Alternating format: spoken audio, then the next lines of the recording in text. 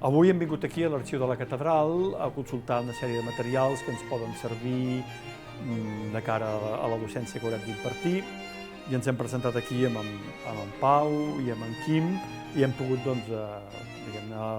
avaluar tots aquests materials que tenim aquí i que podeu veure des d'aquests grans cantorals, enormes cantorals del segle XVII, amb notació quadrada, de camp pla, papers medievals, que em sembla que ja després us ensenyarà el Quim, i, per exemple, música de finals del Renaixement i començaments del Barroc, que potser és més la meva especialitat, que podem trobar en aquest arxiu i en d'altres arxius de la ciutat.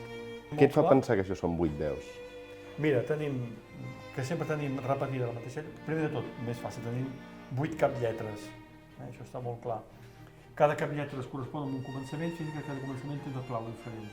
Aquesta és en do en primera, la veu aguda.